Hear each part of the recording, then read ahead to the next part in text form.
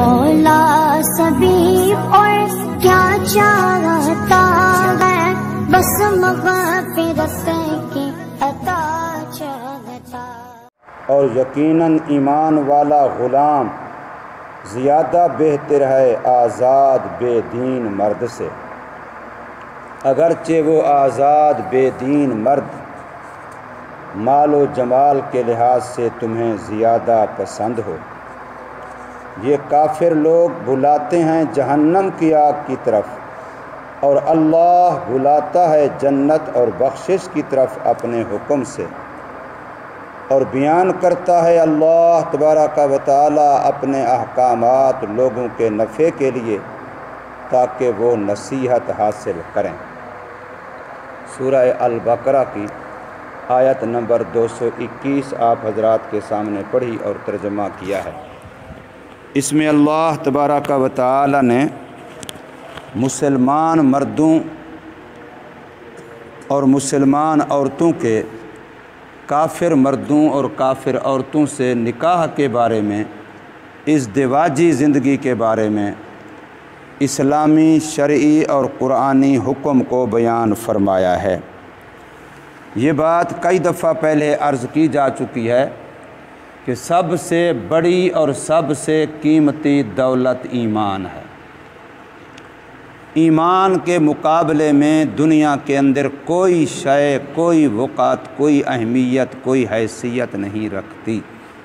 سب سے بڑھ کر کے جو اللہ نے ہمیں دولت عطا فرمائی ہے وہ ایمان والی عطا فرمائی ہے، قرآن والی عطا فرمائی ہے، کلمے والی عطا فرمائی ہے، اسلام والی عطا فرمائی ہے، محمد الرسول اللہ صلی اللہ علیہ وسلم کے امتی ہونے کا جو اللہ نے ہمیں شرف دیا ہے، اس سے بڑی عزت اور شرافت کی کوئی اور چیز نہیں ہے۔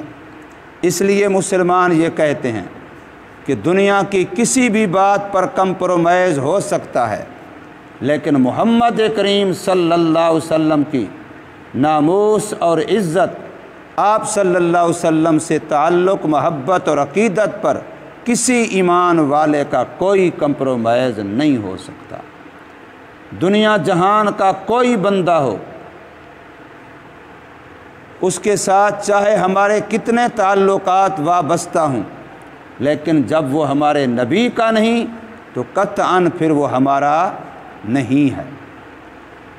چاہے وہ کوئی انڈیا کا بدبخت ہو، چاہے وہ کوئی دنیا کا کوئی اور بدبخت ہو، نبی پاک صلی اللہ علیہ وسلم کا گستاخ وہ قطعاً قابل برداشت نہیں ہے۔ یہ ہمارے ایمان کا تقاضا ہے۔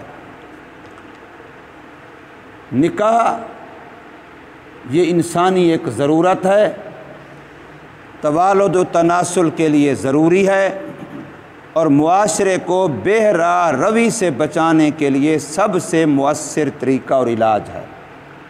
اگر نکاح نہ ہو تو پھر جانوروں میں اور انسانوں میں کوئی فرق نہیں ہوگا۔ گائے، بھینس، بکری، مینڈا، چھترا، دمبا، مرغی، کوئی جانور یہ نہیں جانتا کہ یہ میری ماں ہے، یہ میری بہن ہے، یہ میری خالہ ہے، یہ میری پھوپھی ہے، یہ میری چچی ہے، یہ میری فلاں ہے، یہ میری فلاں ہے، اس سے میں نے بیوی والا کام لینا ہے نہیں لینا، اس سے بچے پیدا کرنے والا کام لینا ہے نہیں لینا۔ نہ ان میں سے کوئی مؤنث اس کو جانتی ہے، نہ ان میں سے کوئی مذکر اس کو جانتا ہے۔ ذرا برابر بھی جانوروں کے اندر اس معاملے میں کوئی احساس، کوئی تمیز نہیں ہے۔ گائے، بھینس، بکری قطعاً اس کو نہیں جانتے، اونٹ اس کو نہیں جانتے، جنگل کے جانور نہیں جانتے کہ میں اسی کے بطن سے، پیٹ سے پیدا ہوا تھا، لیکن بعد میں وہ اسی سے جفتنی کر کے بچے پیدا کر رہے ہیں۔ اپنی بہن، خالہ، ماسی، فلاں کو وہ نہیں جانتے، لیکن انسانوں کے لیے اللہ نے ایک توالد تناسل کا طریقہ مقرر فرمایا، اور اس کے لیے نکاح کا طریقہ رکھا تاکہ پتہ چلے کون کس کا بیٹا ہے، کون کس کی بیٹی ہے، کون کس کا باپ ہے، کون کس کی ماں ہے، کون کس کے بہن بھائی ہیں، کون آپس میں چچا ماموں ہیں، کون آپس میں خالہ پھوپھی ہیں، یہ ساری چیزیں شریعت نے اس کے لیے مستقل ایک طریقہ بنایا۔ اسلام کے آنے سے پہلے یہ بات موجود تھی۔ آدم علیہ السلام کے دو بیٹے حابیل و قابیل کا جو آپس میں منازع ہوا ہے، جس پر قتل انسانی ہوا ہے، وہاں مسئلہ نکاح کا تھا۔ وہاں قانون یہ تھا کہ اللہ نے آدم و حوا کو جو اولاد دی ہے، وہاں بیٹا اور بیٹی اکٹھے جڑویں پیدا ہوتے تھے۔ بیٹا اور بیٹی جڑویں پیدا ہوتے تھے۔ ایک بیٹا پیدا ہوا، اس کے ساتھ ہی جڑویں بیٹی، پھر دوسرے میں بیٹا پیدا ہوا، اس کے ساتھ جڑویں ہی بیٹی۔ اب وہاں رواج یہ تھا کہ پہلے بیٹے کے ساتھ والی بیٹی دوسرے بیٹے سے نکاح کرے گی، اور دوسرے کے بیٹے کے ساتھ والی بیٹی وہ پہلے بیٹے سے نکاح کرے گی۔ بس یہی ان کے لیے محرمیت کا معیار تھا، چونکہ ایک ہی ماں باپ تھے، اور تو کوئی انسان دنیا میں تھا ہی نہیں، انہی کی اولاد تھی۔ تو اس وقت پھر قابیل نے یہ کہا کہ نہیں، جو میرے ساتھ بہن پیدا ہوئی ہے میں اس سے نکاح کروں گا، اور جو تیرے ساتھ بہن پیدا ہوئی ہے تو اس کے ساتھ نکاح کر، جبکہ اللہ کا قانون یہ نہیں تھا۔ اس بنا پر بھائیوں میں تنازع ہو کے قابیل نے حابیل کو قتل کر دیا۔ اس لیے عورت ایسا فتنہ ہے کہ سب سے پہلے روئے زمین پر جو ایک انسان کا قتل ہوا ہے وہ عورت کی وجہ سے ہوا۔ اس لحاظ سے اگر دیکھا جائے تو یوں عورت ایک ایسا فتنہ ہے۔ اس لیے کہا جاتا ہے کہ النساء حبائل الشیطان، کہ شیطان عورتوں کو جال کے طور پہ استعمال کرتا ہے، مردوں کو اپنے جال میں پھنسانے کے لیے، ان کے بگاڑ کے لیے ہمیشہ شیطان نے ذریعہ دو چیزوں کو بنایا ہے، ایک زر کو، ایک زن کو، یا تو مال کو ذریعہ بنایا یا عورت کو ذریعہ بنایا۔ بگاڑ جب بھی انسانیت میں شیطان نے پیدا کیا، دو بھائیوں کو لڑایا، یا تو پیسے کی وجہ سے لڑایا اور یا پھر عورت کی وجہ سے لڑایا۔ آج بھی ہم سمجھتے ہیں گھروں میں بھائی ہوتے ہیں، ان کا کوئی اختلاف نہیں، جو شادیاں ہوتی جاتی ہیں، گھر کے اندر وزیر داخلہ آتی جاتی ہے تو اسی وقت بھائیوں کے ساتھ پھڈے ہوتے چلے جاتے ہیں۔ عام طور پر معاشرے میں یہی ہے۔ نا اتفاقی کا سبب اور ذریعہ اکثر و بیشتر عورت بنتی ہے۔ تو اللہ تبارک و تعالیٰ نے نکاح کو انسان کی ضرورت بنایا ہے، ورنہ انسان حیوان ہے، کسی کے باپ کا پتہ نہیں۔ آج یورپ جس کے پیچھے ہم مارے پھرتے ہیں، کاش کہ میرے بیٹے کو وہاں کا ویزا مل جائے، کاش کہ میرے بھائی کو وہاں کا گرین کارڈ مل جائے، جس کے لیے ہم مارے پھرتے ہیں، وہاں آج دنیا کے اندر واحد گندہ معاشرہ ہے جہاں ایک بچی کو پتہ نہیں میرا باپ کون ہے، ایک بچے کو پتہ نہیں میرا باپ کون ہے۔ ہم جنس پرستی، عورت سے شادی کر رہی ہے، مرد سے شادی کر رہا ہے، حتیٰ کہ عورتیں کتوں سے شادیاں کر رہی ہیں کہ جی میں نے کتے کو اپنی زندگی کا ساتھی بنا لیا، اب بس یہی میرا خامند ہے۔ یہ جب شریعت سے دور ہوئے، وحی سے دور ہوئے، ایمان سے محروم ہوئے، قرآن سے دور ہوئے، تو پھر وہ اتنے گئے گزرے ہو گئے کہ گدھے بھی ان سے اچھے رہے، گدھوں سے بھی وہ آگے چلے گئے۔ تو اس لیے اللہ پاک نے ہمیں بطور نعمت کے ایک نعمت یہ دی ہے نکاح والی۔ اس سے انسان کا نسب محفوظ ہے، اس سے انسان کا توالد تناسل کا طریقہ محفوظ طریقے سے جاری ہے، حلال اور جائز طریقے سے جاری ہے۔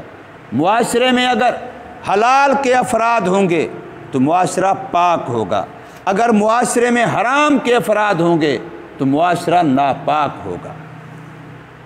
اللہ تبارک و تعالی نے ایمان کی قیمت بتلاتے ہوئے فرمایا کہ جب تم نے نکاح کرنا ہے تو عورت کے اندر جو صفات دیکھنی ہے رشتے کے لیے، سب سے پہلے ایمان والی صفت کو دیکھنا ہے۔ لڑکی والے اگر رشتہ دیکھ رہے ہیں تو سب سے پہلے یہ دیکھیں کہ لڑکا ایمان کے لحاظ سے کیسا ہے، اور اگر لڑکے والے دیکھ رہے ہیں تو سب سے پہلے یہ دیکھیں کہ لڑکی ایمان کے لحاظ سے کیسی ہے۔ بخاری شریف اور مسلم شریف دونوں میں یہ حدیث موجود ہے کہ رشتہ دیکھتے ہوئے 4 چیزوں کا لحاظ رکھا جائے، لڑکی والوں کی طرف سے بھی، لڑکے والوں کی طرف سے بھی۔ ان میں سے پہلے نمبر پہ دینداری کو دیکھا جائے، دوسرے نمبر پہ لڑکے لڑکی کی سیرت اور صورت کو دیکھا جائے، تیسرے نمبر پہ ان کی مالداری کو دیکھا جائے، چوتھے نمبر کے اوپر ان کے حسب و نسب خاندان کو دیکھا جائے۔ یہ 4 باتیں بخاری شریف کے اندر حدیث ہے، مسلم شریف کے اندر حدیث پاک ہے کہ ان چیزوں کو دیکھ کر کے نکاح کیا جائے۔ اور قرآن یہ کہہ رہا ہے کہ اگر عورت ایمان والی ہے، بے شک وہ لونڈی ہے، وہ باندی ہے، وہ غلام ہے، وہ کنیز ہے، وہ رنگ کی کالی ہے، لیکن وہ اس بے دین عورت سے جو ایمان سے محروم ہے، چاہے وہ مالدار بھی ہے، حسین و جمیل بھی ہے، حسن والی بھی ہے، جمال والی بھی ہے، مال والی بھی ہے، پڑھی لکھی بھی ہے، ڈگریاں ہولڈر بھی ہے، لیکن اس کے پاس ایمان نہیں ہے، تو فرمایا یہ ایمان والی لونڈی والا امۃ مؤمنۃ خیر من مشرکۃ، تو اس بے دین عورت سے یہ زیادہ بہتر ہے۔ حضور صلی اللہ علیہ وسلم کے صحابی ہیں حضرت عبداللہ بن رواحہ رضی اللہ تعالی عنہ، ان کی ایک لونڈی تھی کالے رنگ کی، حبشی، سیاہ فام جسے ہم کہتے ہیں۔ ایک دن کسی معاملے میں غصہ ہوئے تو ان کو ایک تماچا، ایک تھپڑ مار دیا۔ اب ظاہر ہے عورت ذات بھی تھی، لونڈی بھی تھی، مجبور و مقہور بھی تھی۔ بعد میں خیال آیا کہ میں نے غلطی کی۔ وہ لوگ تھے جن کو اپنی آخرت کا فکر تھا، ہم تو کسی پر ظلم کر کے الٹا اتراتے ہیں، فخر کرتے ہیں، دیکھو میں نے سبق سکھایا اس کو کہ نہیں سکھایا، آئندہ اس کو پتہ چلے گا کس سے بات کرنی ہے۔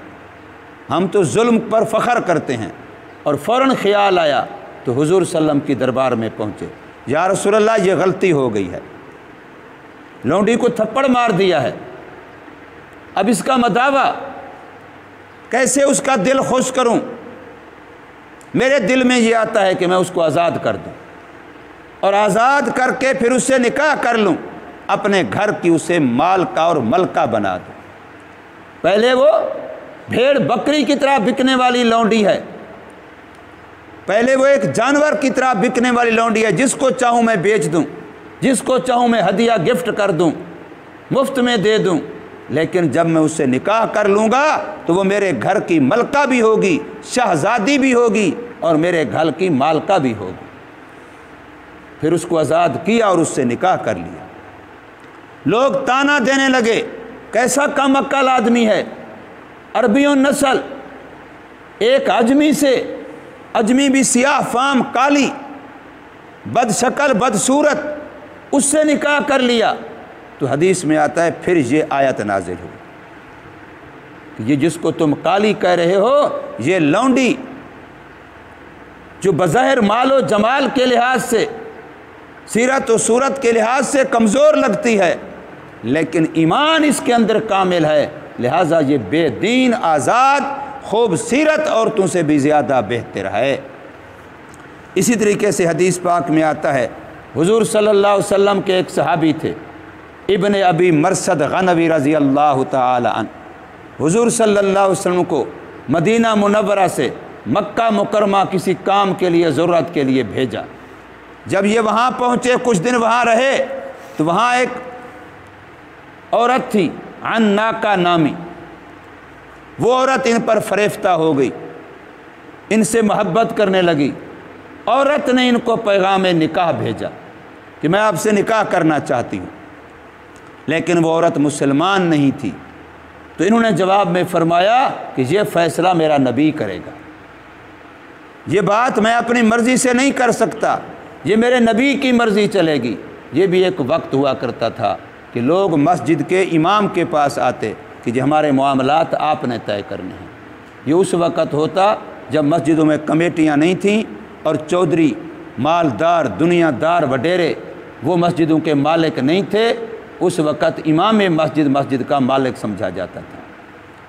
پھر اس کی حیثیت ہوتی تھی کہ محلے میں کوئی بھی معاملہ ہے اس کی بات کو اہمیت دی جاتی تھی، اور آج امام مسجد کو 5 سکیل کا چپڑاسی چوکیدار ملازم سمجھا جاتا ہے۔ سندھ کے علاقے میں ایک مولوی صاحب تھے، اس نے مجھے خود بتایا کہ جو وڈیرا ہے وہاں کا، وہ صبح صبح مجھے کہتا ہے قاری صاحب وہ ٹاکی پکڑو، جا کے میری گاڑی صاف کرو۔ امام مسجد گاڑی صاف کر رہا ہے چودھری صاحب کی۔ پھر کبھی اگر کمی کوتاہی ہوتے، کہتے مولوی صاحب یہاں نوکری نہیں کرنی، اگر نوکری کرنی ہے تو یہ کام کرو۔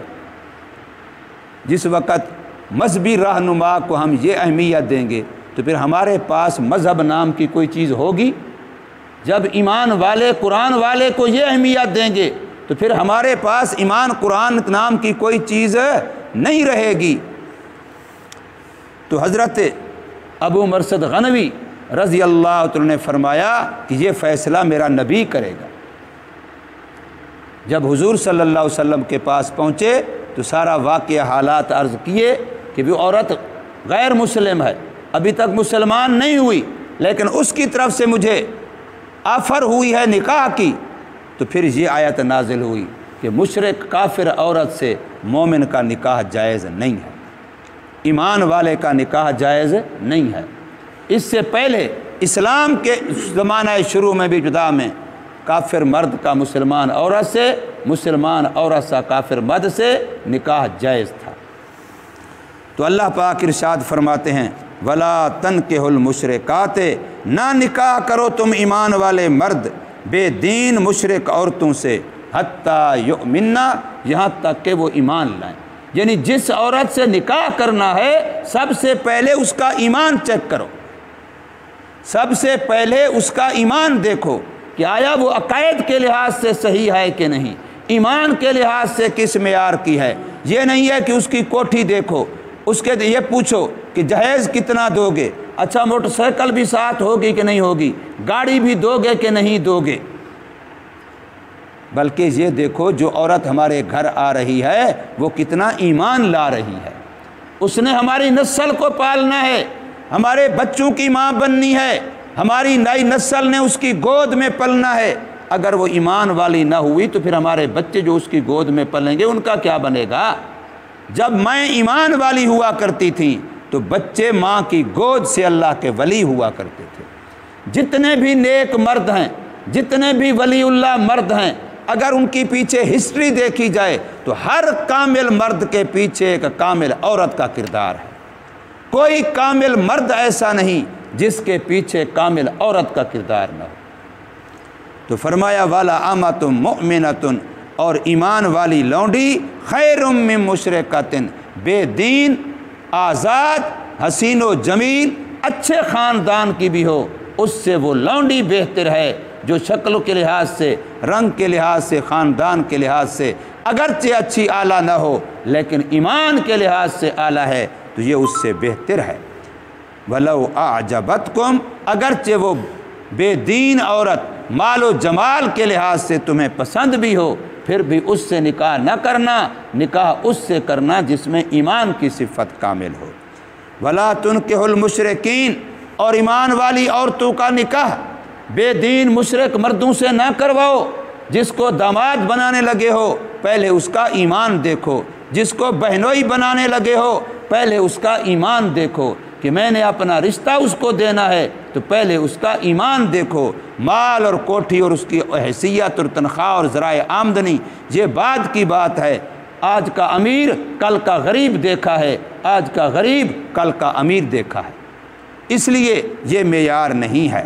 فرمایا حتیٰ یؤمنوا، یہاں تک کہ وہ مشرک کافر مرد ایمان لائیں، ورنہ ایمان والی عورتوں کا نکاح ان سے نہ کرو۔ ولا عبد مؤمن، ایمان والا غلام، ایمان والا ایسا بندہ جو دوسرے کا غلام ہے لیکن ایمان والا ہے تو ایمان والا غلام خیر من مشرک، آزاد اور حسین جمیل مشرک و بے دین مرد سے زیادہ بہتر ہے۔ ولو اعجبکم، اگرچہ وہ کافر مشرک مرد تمہیں اچھا لگے مال کے لحاظ سے، عہدے کے لحاظ سے، آمدنی کے لحاظ سے۔ کیوں؟